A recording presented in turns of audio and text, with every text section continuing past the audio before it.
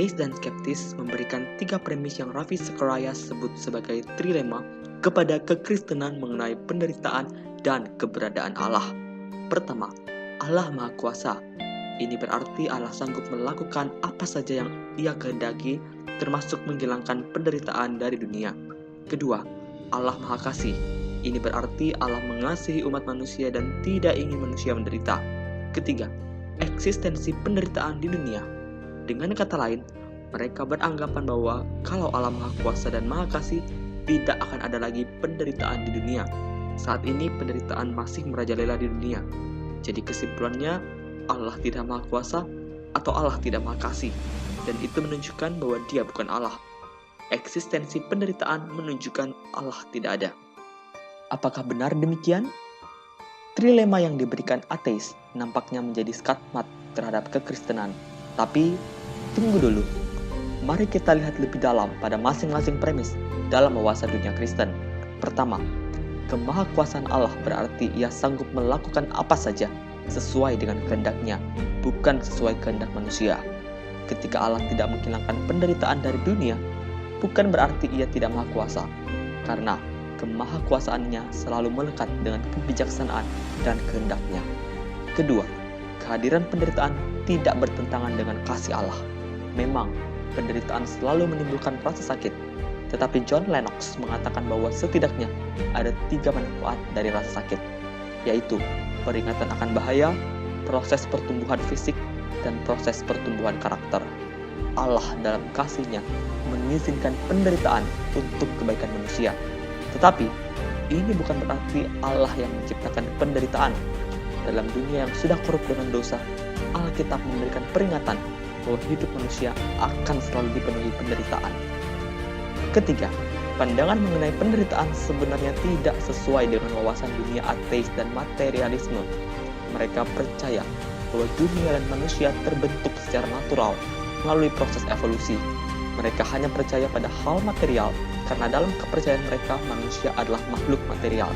Jadi tidak ada yang menciptakan standar baik dan buruk. Tidak ada moralisme. Hal ini juga berarti bahwa ateis tidak bisa menyebutkan penderitaan sebagai sesuatu yang buruk. Selain itu, nampaknya hanya dengan memberikan 3 premis menunjukkan bahwa argumen ateis kurang komprehensif. Karakter Allah bukan hanya Maha Kuasa dan Maha Kasih, tapi masih banyak lagi, seperti misterius, Maha Kudus, kekal, dan lain sebagainya. Karakter Allah yang satu tidak mungkin bertentangan dengan karakter yang lainnya. Jadi, eksistensi penderitaan tidaklah berkontradiksi dengan keberadaan Allah yang Maha Kuasa dan Maha Kasih. Mari kita lihat dalam Alkitab. Dalam Alkitab, penderitaan menjadi tema yang sering kali muncul. Salah satunya ialah dalam kitab Ayub. Ayub dikisahkan mengalami penderitaan yang sangat berat.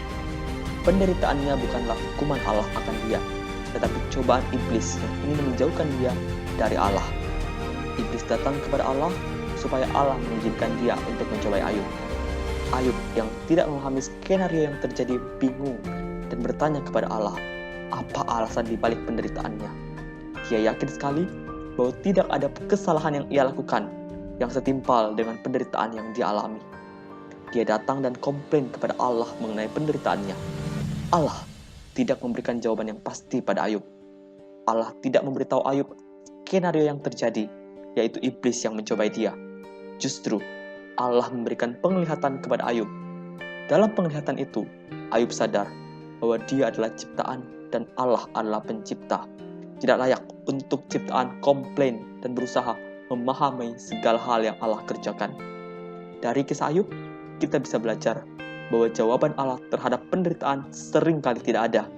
Kita tidak tahu apa alasan di balik penderitaan yang kita alami. Siapakah kita yang bisa memahami perbuatan Allah? Ada miliaran bahkan lebih pekerjaan Allah yang kita ketahui. Kita juga belajar bahwa penderitaan yang kita alami tidak pernah lepas dari izin Allah. Douglas Stuart mengatakan bahwa iblis tidak berkuasa untuk membuat kita menderita. Dalam kisah Ayub ini, iblis harus terlebih dahulu meminta izin kepada Allah. Bagi kita orang percaya, kita diberikan janji bahwa dalam menjalani penderitaan yang seringkali kita tidak tahu sebab dan tujuannya, ada kehadiran Allah yang selalu beserta dengan kita. dia turut merasakan apa yang kita rasakan. Paul David Tripp mengatakan, I wasn't singled out. God hadn't forgotten me or turned his back. Dalam menjalani kehidupan yang penuh penderitaan, orang percaya tidak pernah sedetik pun dibiarkan berjalan sendiri. Selalu ada tangan dan penyertaan Tuhan. Dalam lagu yang dikarang oleh Baby Mason, mengutip nasihat dari Charles Spurgeon, berkata bahwa God is too wise to be mistaken, and God is too good to be unkind. So when you don't understand, when you don't see His plan, when you can't trace His hand, trust His heart. Allah terlalu bijaksana untuk berbuat salah. Allah terlalu baik untuk berbuat jahat.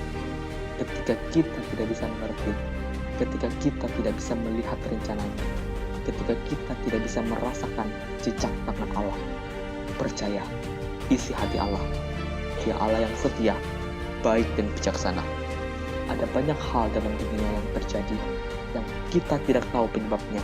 Kenapa Allah mengizinkannya terjadi? Hal itu mungkin membuat kita sangat menderita. Kita bingung, kenapa hal ini terjadi pada kita? Ingatlah bahwa jawaban Tuhan terhadap penderitaan seringkali tidak ada. Tetapi, Dia berjanji selalu menyertai kita. Penyertaan Tuhan jauh lebih cukup. Selain janji penyertaannya, Allah juga berjanji bahwa segala hal yang terjadi, termasuk penderitaan, akan mendatangkan kebaikan bagi orang percaya.